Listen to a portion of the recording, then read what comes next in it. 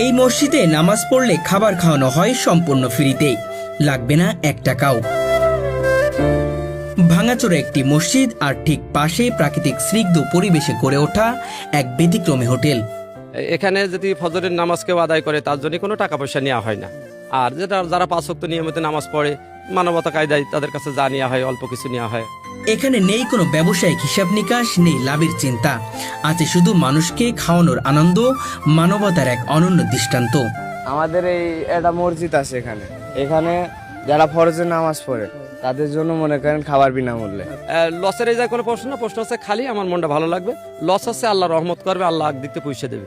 একজন মানুষ যিনি নিজের জমি আল্লাহর ঘরের জন্য দান করেছেন, সেই জমির উপরই নির্মাণ করেছেন একটি সাধারণ মসজিদ। আর সেই মসজিদে নামাজ আদায় করলেই মুসল্লিদের জন্য বিনামূল্যে খাবারের ব্যবস্থা।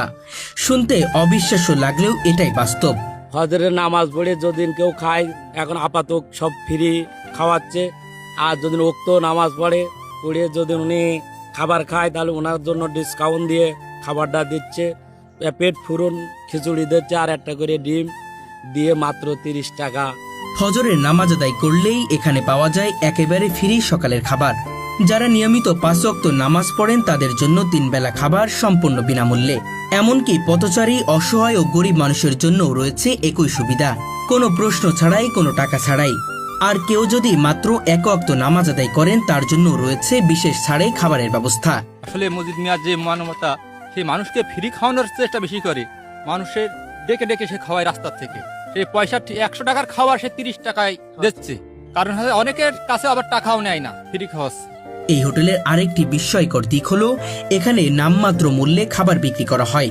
একটি সম্পূর্ণ ডিম ভাজি ও আনলিমিটেড খিচুড়ি মাত্র 30 টাকায়, মাংস সহ খিচুড়ি 40 টাকায়, আর পেট ভরে বিরিয়ানি খাওয়া যায় মাত্র 70 টাকায়। 2 প্লেট খিচুড়ি, একটা ডিম ভাজি আমরা 30 টাকা নিয়ে থাকি।